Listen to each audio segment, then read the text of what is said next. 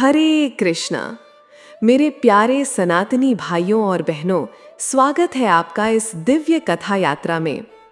प्यारे भक्तों, आप सुन रहे हैं आषाढ़ मास विशेष कथा श्रृंखला और आज हम प्रस्तुत कर रहे हैं अध्याय 3। पहले 2 अध्यायों में हमने जाना कि कैसे आषाढ़ मास केवल पंचांग में एक तिथि नहीं बल्कि एक आत्मिक यात्रा का आरंभ है, जहां भगवान विष्णु योग निद्रा में जाते हैं। चातुर्मास आरंभ होता है और साधक का मन तप और त्याग की ओर मुड़ता है। आज इस तीसरे अध्याय में हम आपको लिए चलते हैं एक ऐसी कथा की ओर जो केवल पौराणिक नहीं बल्कि हृदय को छू लेने वाली है। यह एक भक्त के तप, विश्वास और ईश्वर भक्ति की वह यात्रा है जो आषाढ़ मास की आत्मा को जीवंत कर देती है।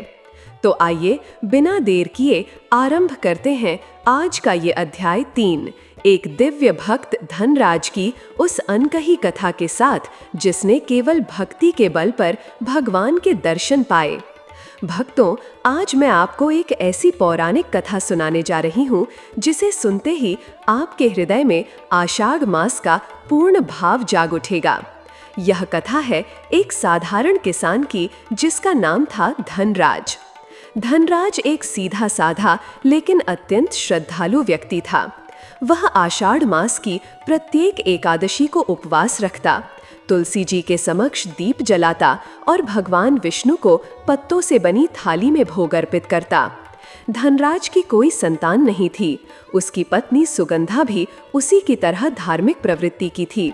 दोनों ने संतानहीनता को ईश्वर की इच्छा मानकर भक्ति में ही जीवन का सुख खोज लिया था। एक बार की बात है, आषाढ़ मास का प्रथम दिन था। चारों ओर वर्षा की हल्की बूंदें पड़ रही थीं और गांव का वातावरण अत्यंत शांत था। धनराज ने अपने घर के बाहर तुलसी चौरा पर एक दीपक जलाया और श्री हरि के ध्यान में लीन हो गया।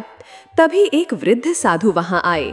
उनका शरीर गीला था, कांप रहा था, लेकिन चेहरा तेजस्वी था। धनराज ने आदरपूर्वक उन्हें भीतर बुलाया, सूखे कपड़े दिए, गर्म जल से उनके पैर धोए और प्रेम से भोजन कराया।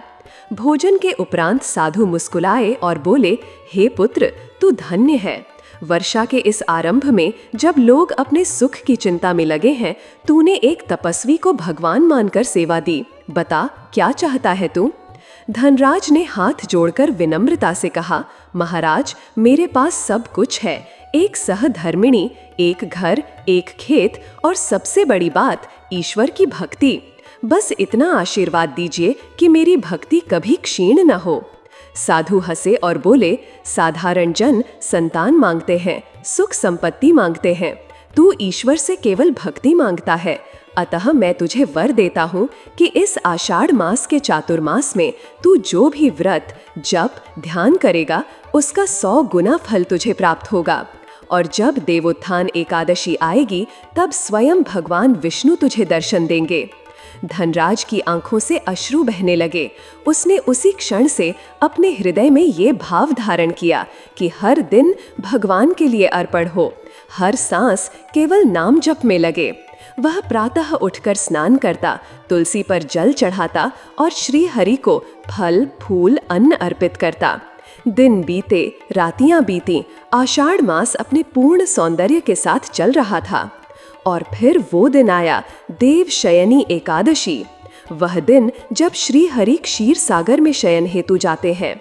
लेकिन उसी दिन धनराज की पत्नी की तबीयत बिगड़ गई। वह अत्यंत व्यथित हुआ।